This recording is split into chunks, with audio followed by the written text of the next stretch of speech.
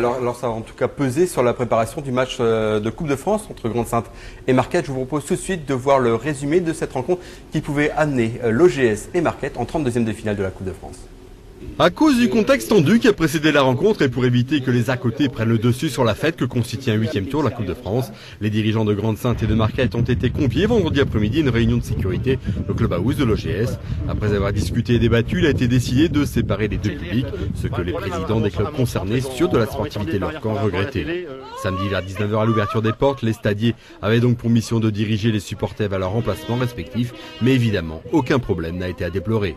Comme prévu, malgré le doute planant sur l'homologation du match Marquette-Boulogne-Conti, Marquette a aligné Maton, Brzezinski et Van Kels, des atouts supplémentaires pour les banlieusards lillois, venus à Deconinck pour faire un nouveau mentir la hiérarchie.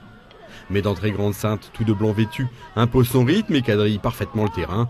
Les Olympiens multiplient les corners mais sans parvenir à ouvrir le score. Faisant preuve d'une bonne maîtrise, Marquette laisse venir et se procure une première occasion sur un coup franc frappé par Anthony Van Kels à la suite d'une faute sur Maton. Si le match est légèrement dominé par les Saintois, les occasions ne sont pas légion, la partie reste tactique. Chaillet fait passer un frisson dans le dos des supporters olympiens.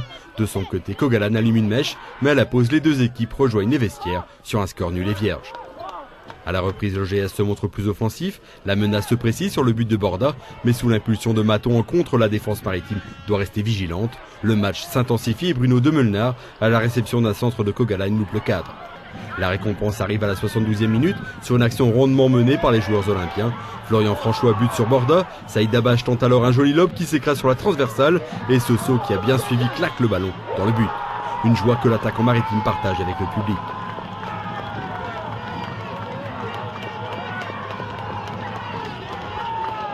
« 1-0, l'OGS a fait le plus difficile, reste alors à tenir le score. Pour éviter de voir son équipe reculer et subir, Pascal Anglois fait alors entrer des joueurs à vocation offensive, comme Douquier et plus tard Sella. Marquette a la balle d'égalisation, mais Lâcheray intervient avec autorité dans les pieds de Maton. Coucou se montre lui trop gourmand. Dans les tout derniers instants, Grande-Synthe se procure une ultime occasion, mais on en reste là, c'est la fin d'une aventure pour Marquette et le début de quelque chose de grand pour l'OGS, qualifié pour la toute première fois en 32e de finale.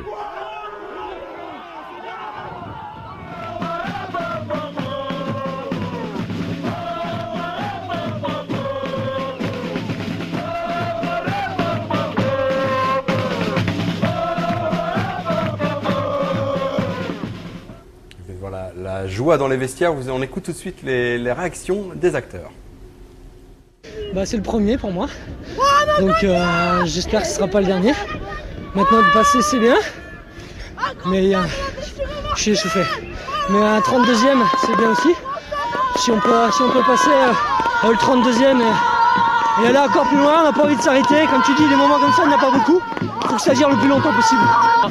On marque l'histoire un peu du club parce qu'on n'était jamais passé en 32e, c'est fait. On l'a fait avec le cœur, on l'a fait pour tous les bénévoles du club, pour tous ceux qui travaillent dans le club, dans l'ombre, pour tous les gamins, pour la fille Rachid qui est décédée. On lui rend hommage ce soir et c'est une grosse fête ce soir. C'est magique tout simplement. Ça représente la D1. Non, on espère tomber contre Lyon, on espère. Lyon, Marseille, c'est magnifique. Au PSG, magnifique. Ah, c'est magique quoi. C'est magique. Déjà, je remercie Dieu parce qu'on est en bonne santé. On a fini le match sans être blessé, toute l'équipe. Après, on dédicace cette victoire, toute l'équipe, à Rachid Amash. Et sa famille. Et toute sa famille. Et après, c'est pour tous les grands de Saint-Ouen. Exactement, surtout ceux du club. Tout du club, les anciennes, comme je pense à Madame Boeuf, Madame Rigaud, à tous les dirigeants et à tous les anciens joueurs de Grande-Synthe. Tous les gens qui sont venus nous voir, à vous, aux gens, aux femmes, aux hommes, à tous les enfants. Et à tout le quartier, merci beaucoup pour tout.